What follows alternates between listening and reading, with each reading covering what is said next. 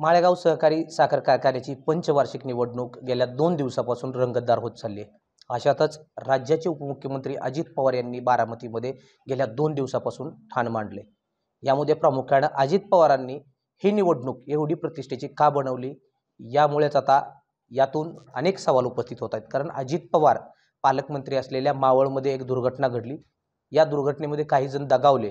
मात्र असं असताना अजित पवार बारामतीमध्ये निवडणुकीत रंगले होते, तर अजित पवार त्या ठिकाणी का गेले नाहीत? यामुळे अजित पवारांवर राज्यभरातून टीका होते. मात्र माळेगावचे इलेक्शन, या इलेक्शनचा अजित पवारांनी एवढा धसका घेतला. ही जोडी म्हणजे गुरु शिष्यांची जोडी, चंद्रनाथ तावरे असतील, रंजन काका तावरे असतील. आणि या संदर्भात आपण बातचीत करू या गुरु शिष्यांच्या जोडीबरोबर. अण्णा, माळेगावची निवडणूक सातत्यानं होत असते, 5 वर्ष आले निवडणूक होत असते. मात्र या वर्षीची ही जी काही निवडणूक आहे, एवढी प्रतिष्ठेची अजित पवारांच्या माध्यमातून का केली गेली? बघा, प्रत्येक निवडणूक माळेगावची गाजलेली आहे. पण ही जी काही निवडणूक आहे, अजित पवारांनी या निवडणुकीमध्ये प्रचंड यंत्रणा त्या ठिकाणी वापरल्याचं दिसतंय. एवढी प्रतिष्ठा का वाटते अजित पवारांना या कारखान्याच्या माध्यमातून? अजित पवार इथले अ वर्गाचे सभासद देखील नाहीत असं तुम्हीच सांगताय. आणि मग असं असताना ब वर्गासाठी अजित पवार फॉर्म भरतायत आणि आता चेअरमन पदाची स्वप्न बघतायत. हे बघा, त्यांना काय म्हणायचं ते म्हणू द्या. चेअरमनची निवड हे संचालक मंडळातून होत असते. अजून संचालक मंडळच निवडलं नाही तर हे चेअरमन झाले, कौतुक वाटतंय त्याचं. अण्णा, सातत्यानं अजित पवार निरावागाच्या सभेमध्ये म्हटलं की मी सहकारात डायरेक्टर राहायचं नाही असं ठरवलं होतं, चेअरमन व्हायचं नाही असं ठरवलं नव्हतं. मग विरोधकांच्या पोटात का नेमकं दुखतंय? आमचं हे बघा, तुम्ही काय ठरलं होतं? आम्हाला काय चौकशी करून करायची? जनता ठरवेल. आणि मग तुम्ही एक उदाहरण दिलं होतं की अजित पवार जिल्हा बँकेवर होते, त्यांनी कामाचा व्याप असल्यामुळं संपूर्ण राज्याचा दौरा करतो त्यामुळे त्यांनी राजीनामा दिला होता. मग नावच कधी घेतलं नाही. मग तुम्हाला असं वाटतंय अजित पवारांनी जिल्हा बँकेचा राजीनामा दिला, मग माळेगावमध्ये अजित पवारांचा एवढा जीव का गुंतलाय? हे बघा, जीव का गुंतलाय ते त्यांना विचारा. आम्ही त्यांच्या जीवाचं कसं सांगणार? तुम्ही अनेक वर्ष सहकारात काम करताय. अनेक वर्ष अजित पवार देखील तुमच्याच तालमीत तयार झाले. पहिल्या सुरुवातीच्या कालावधीमध्ये अजित पवारांच्या राजकीय कारकिर्दीमध्ये तुमचं देखील योगदान आहे. मग या माळेगाव कारखान्याची निवडणूक एवढी प्रतिष्ठेची का केली जाते? ते सगळ्या प्रश्न त्यांना विचारा. आम्ही लोकशाहीप्रमाणे 5 वर्ष पूर्ण संचालक मंडळ झालेले आहेत आणि कायद्याप्रमाणे नवीन संचालक निवडण्यासाठी सरकारनं आदेश काढलेला आहे की पुढच्या 5 वर्षासाठी कारभारी कुणाला करायचं ही ठरवणारी निवडणूक आहे. इथनं मागं कारखान्याचं काम करत असताना आम्ही अनेक प्रकल्प उभे केले. कारखान्याला महाराष्ट्रामध्ये कारखान्याचं नाव मोठं केलं. अनेक वेळा सगळ्यात जास्ती भाव दिलेत. कारखान्याचं इंजिनिअरिंग कॉलेज हे जगातलं एकमेव कॉलेज असं आहे की 1,000 रुपयाचं म्हणजे फी घेऊन त्या सभासद मुलाला प्रवेश दिलेला आहे. हे जगातलं एकमेव कॉलेज आहे. ते जिल्ह्यात नाही, राज्यात नाही, देशात नाही, त्यांनी काढलेल्या संस्थांमध्ये सुद्धा नाही. हे वेगळं पण आहे आमचं, म्हणून त्यांना वाईट वाटतंय. अजित पवार सातत्यानं म्हणतायत की राज्यामध्ये एकही असा कारखाना आहे की त्या कारखान्या एवढा भाव दुसऱ्या कुठल्या कारखान्याने दिला नाही. मग असं असताना विरोधक का सांगतायत की कारखाना डबघाईला आहे, कारखान्यावरती मोठं आर्थिक कर्ज आहे? त्या बघा, 90, 91, 92ला महाराष्ट्रानं सगळ्या 250 रुपये भाव दिला. त्यावेळेला माळेगावनं 601 रुपया भाव दिला. हे रेकॉर्ड आहे. त्यावेळेला ज्या वेळेला भावाची चर्चा चालू होती मुंबईला, त्यावेळेला अजित पवार तिथं आले. साहेबांच्याबरोबर चर्चा चालू असताना की अण्णा सूतगिरणीसाठी साहेबांना सांगत होते की अण्णांना सूतगिरणीसाठी शेअर भांडवल द्यायला सांगा. माळेगावनं सूतगिरणीसाठी शेअर भांडवल दिलं. फक्त आम्ही एकच सांगितलं, ती जी सूतगिरणी असेल ती आमच्या कारखान्याच्या कार्यक्षेत्रात सुरू करा. त्यांनी सूतगिरणी आणली. झालं का चालू? त्यांनी एकही संस्था उभी केलेली नाही. काय नवीन सहकारी संस्था कुठली उभी केली त्यांनी सांगावं. तुम्ही म्हणताय की अजित पवार सहकार मोडायला निघालेत, मात्र अजित पवार म्हणतात मी सहकार मोडायला नाही, मी सहकार अधिक मजबूत करायला आणि बळकट करायला निघालोय. आता मात्र कामाला छत्रपतीचं का वाटोळ केलं? तुम्ही निघालाय ना बळकट करायला, कोणी केलं? तिथल्या सभासद सांगतील. अण्णा, रंजन काका चेअरमन होते, त्यांच्या कालावधीमध्ये मी रंजन काकांनाच खरं तर हा प्रश्न विचारतो. तुमच्या कालावधीमध्ये 250 कोटींचं काय आयटीचं नोटीस आलं होतं का? कारण अजित पवारांनी निरावागाच्या भाषणामध्ये त्या IT नोटीसचा उच्चार केला आणि यामध्ये ते प्रकरण आम्ही कसं निस्तारलं हे मलाच माहिती असा उल्लेख केला. अजित पवारांनी माळेगावच्या संदर्भात आणि इन्कम टॅक्सच्या बाबत कुठलंही प्रकरण निस्तारलेलं नाही. ते आज धादांत खोटं बोलत आहेत. या राज्यातल्या साखर धंद्यातल्या इन्कम टॅक्सचा प्रश्न जो आहे तो वर्षानुवर्ष गेली 60-70 वर्ष तसाच राहिला आणि खऱ्या अर्थानं तो प्रश्न मिटवला तर देशाचे पंतप्रधान नरेंद्रभाई मोदी आणि अमित सहकार मंत्री केंद्राचे अमितभाई शाह त्यांनी खऱ्या अर्थानं या सहकारी साखर कारखानदारीतला हा इन्कम टॅक्सचा प्रश्न मार्गी लावला. किंबहुना तो इन्कम टॅक्स त्यांनी माफ केला. अत्यंत महत्त्वाचं शेतकऱ्यांच्या दृष्टीनं आणि सहकाराच्या दृष्टीचं त्यांनी उचललेले पाऊल आहे. त्याच्यावर त्याचं श्रेय विनाकारण कोणी घेण्याचं काही कारण नाही. तुम्ही असा उल्लेख केला की कारखान्यामध्ये अनेकदा त्यांच्या कालावधीमध्ये चालू हंगामामध्ये सिरप हा गटारातून वाहत होता. मात्र अजित पवारांना काल उदाहरण दिलं की रंजन तावरे ज्यावेळेस चेअरमन होते त्यांच्या कालावधीत देखील जो ऊसाचा रस आहे तो गटारातून वाहत होता. हे बघा, आमचा ज्या वेळेला एक्सपान्शन झालं ते आमच्या अर्ध्या हाफ सीझनमध्ये एक्सपान्शन केलं आणि आम्ही ते एक्सपान्शन यशस्वी एक्सपान्शन सीझन बंद न करता आहे त्या जागेवर केले. आणि अजितरावनी जे त्यांच्या कारखान्यात एक्सपान्शन केली ते मग छत्रपती कारखाना असेल वेगळ्या जागेमध्ये एक्सपान्शन केले, स्वतंत्र वेगळी. सोमेश्वरमध्ये सुद्धा तीच अवस्था आहे, वेगळ्या जागेमध्ये त्यांनी प्लॅन्ट वाढवले. आणि असं असताना जुनं घर आहे ते पाडायचं त्याच जागेवर नवं बांधायचं हे कठीण काम आमच्या काळामध्ये अण्णांच्या मार्गदर्शनाखाली अण्णांनी ते करून दाखवलेलं आहे. महाराष्ट्रामध्ये असं कुठंही झालेलं नाही की ऑफ सीझनमध्ये एक्सपान्शन पूर्णत्वाला गेले आणि ते एक्सपान्शन पूर्णत्वाला गेलेलं यशस्वीरित्या चाललं आहे.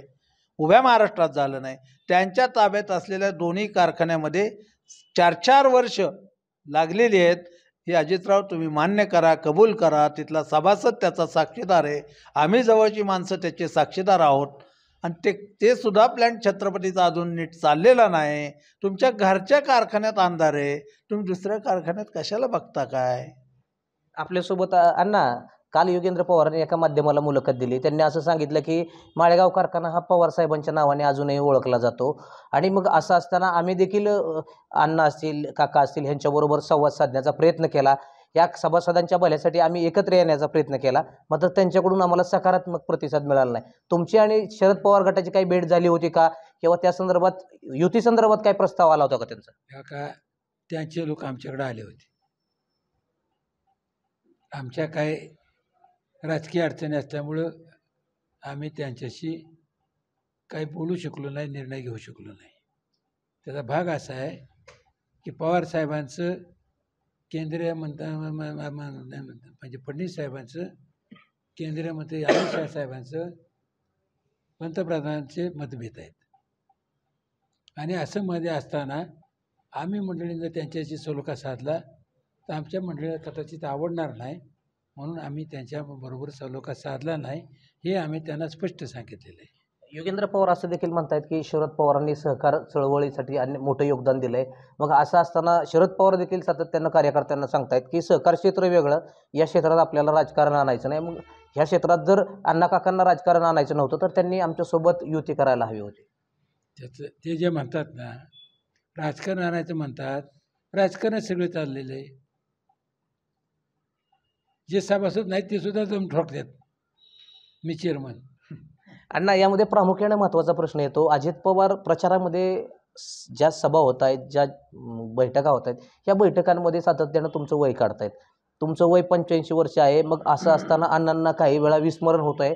मग 19,000 सभासदांचा एवढा मोठा प्रपंच आपण त्यांच्या ताब्यात कसा द्यायचा, असा सवाल त्यांच्याकडून उपस्थित केला जातोय. ते 19,000 सभासद ठरवतील, एकट्याने ठरवून काय उपयोग आहे त्याचा? 19,000चा प्रपंच आहे, यांचं काहीच नाही त्यात. अण्णा, आता सांगू देत. आता अजित पवारांनी तुमचं वय काढलं, मात्र यावरच अजित पवार तेवढ्यावर थांबले नाहीत. अजित पवारांना परत तुमच्या लुंगीचा विषय काढला. अजित पवार असं म्हणतात की अण्णा पायजम्यावरून लुंगीवर आले. आता ही कुठेतरी राजकारणाची पातळी, वैयक्तिक बोलणं, हे सगळं घसरत चाललंय असं वाटतंय तुम्हाला? मी काय सांगतो तुम्हाला, मी पायजम्यावरनं लुंगीवर आलो, माझं ॲक्सिडेंट झाला, माझा बॉल बदलायला लागला, डॉक्टरांनी सांगितले तुम्हाला पाय वळवता येणार नाही, पायजमा घालता येत नव्हता, म्हणून मी लुंगी गुंडाळतो. हेच काय वेगळे? मग असं असताना कारखान्यावरती कर्ज असताना तुम्ही सातत्यानं भूमिका म्हणताय की कारखान्यावरती कर्ज आहे. अजित पवार म्हणताय मग जर कारखान्यावरती कर्ज असतं तर मग आमच्या विचाराच्या संचालक मंडळाने 200 रुपयाचं कांडे पेमेंट दिलं असतं का? जेव्हा काय ही सभा ही जी आहे ना ही इलेक्शनचा स्टंट आहे. कर्ज काढून पैसे द्यायला काय अडचण आहे. 54 कोटीचं कर्ज कारखान्याच्या पूर्व हंगामासाठी काढलं. 100 कोटीचं कर्ज डिस्लरीच्या मधून काढलं. त्यातनं पैसे वाटले. कुठं आहेत पैसे त्यांच्याकडे? फायनल पेमेंट ते करू शकत नाहीत. अजित पवार असं देखील म्हणतायत की कारखान्यावर कर्ज आहे ठीक आहे, पण आमची पत होती म्हणून आम्हाला कर्ज मिळालं. उभ्या महाराष्ट्रामध्ये सगळ्याच कारखान्यांची पत होती आणि त्या ठिकाणी राज्य सहकारी बँकेचे हे प्रमुख असताना कर्ज दिली गेली, अवाजवी कर्ज दिली गेली आणि ते कारखाने अडचणीत आणण्याचं काम यांनीच केलेलं आहे.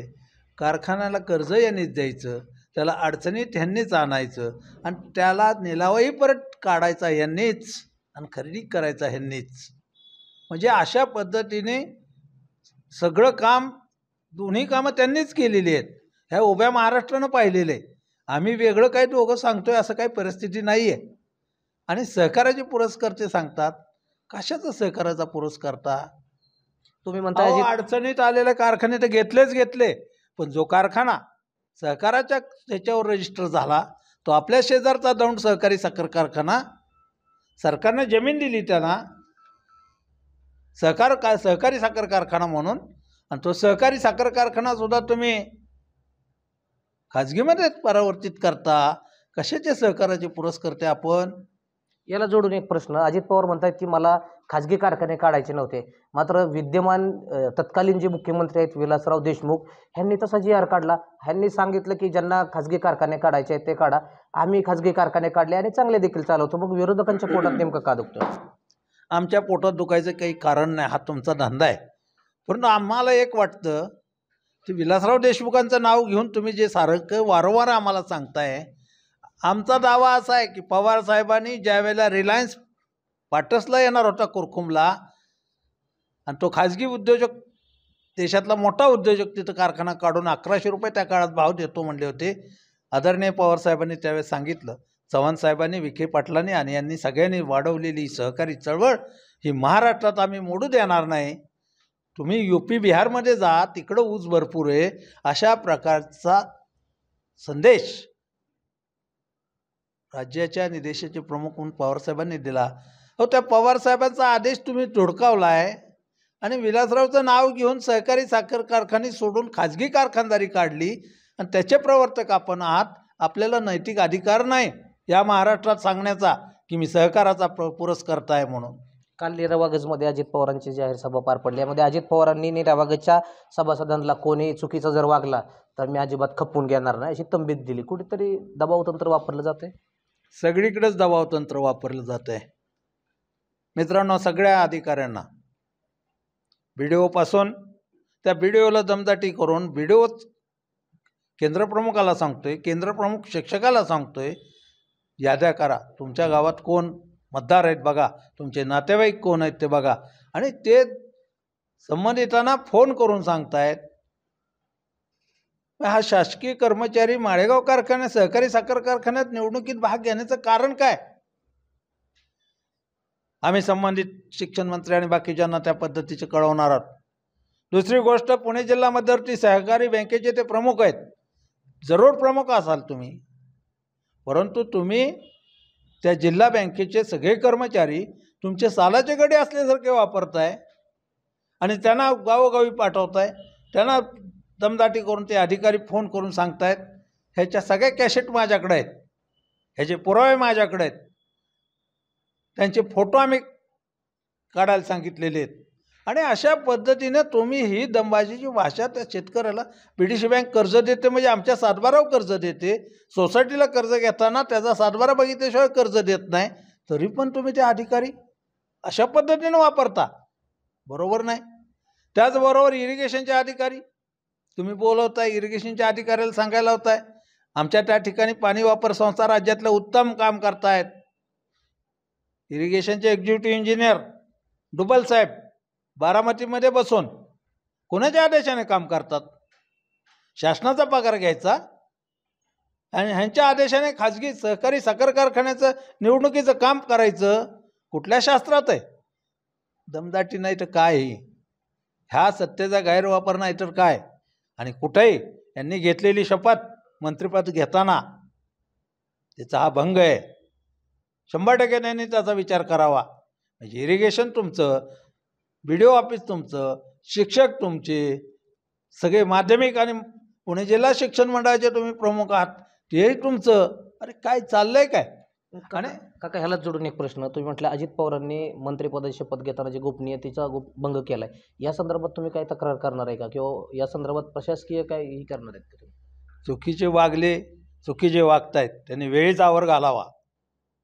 आम्हाला तिकडे जाण्याची वेळ त्यांनी येऊ देऊ नये. ते राज्याचे प्रमुख आहेत, त्यांनी ठरवावं काय करायचं ते. परंतु कोणाच्या तरी अन्नात माती कालवायचं महापाप कोण करत असतील ते अधिकारी, तर त्या अधिकाऱ्यांना माझा सवाल आहे, अरे पैसे पैसे पैसे मिळवून कुठं जाणार आहात? घेऊन जाणार आहात का बरोबर? त्या अधिकाऱ्यांना मला डुबल साहेबापासून सगळ्या अधिकाऱ्याला सांगायचे, आमच्या शेतकऱ्याच्या प्रपंचात मुलाबाळाच्या माती कालवू नका, त्याचा आशीर्वाद घेऊ नका, त्याचा आशीर्वाद घेण्याचा प्रयत्न करा, नाही तर तुमच्या मुलाबाळांना सुद्धा ते सुख लागेल अशी परिस्थिती राहणार नाही. पैसे तर कोणी मिळवतं, पुण्यही मिळवण्याचं काम अधिकारी वर्गाने करावं. शेवटचा प्रश्न अण्णा, अजित पवार म्हणतात की माझे 14 कारखाने आहेत असं विरोधक सांगतायत. विरोधकांनी माझे 14 कारखाने दाखवावे, माझे 10 कारखाने मी त्यांना देऊन टाकतो. हे बघा, लबाडाचं आवाज खरं नाही. ते कशाला त्यांच्या नावं घेतील? कारखाने त्यांचेच आहेत. साधं उदाहरण सांगतो. आता इथं तुमच्या ह्याच्यात MIDC मध्ये, पेगोंच्या MIDC मध्ये वायनरी आहे, ती तिथल्या जगतापाच्या नावावर, पण ह्या आहे यांची. कसं काय करायचं? करतात का आमच्या नावावर? विचारा त्यांना. तर खूप खूप धन्यवाद. हे होती गुरु शिष्याची जोडी. याच जोडीनं अजित पवारांना माळेगावच्या राजकारणामध्ये नाकीनं वाढलंय. मात्र अजित पवार म्हणजे लबाड घरचा अवतार आहे असा देखील रोख त्यांनी अजित पवारांकडे केला. एकंदरीत आता माळेगावचे मतदान होत आहे आणि या मतदानामध्ये माळेगावचा सभासद नेमका कुणाला कौल येतोय हे पाहणं देखील तितकंच महत्त्वाचं ठरणार आहे. विकास कोकरे, लोकशाही मराठी, बारामती. लोकशाही मराठी ऐका, पहा, जागरूक रहा.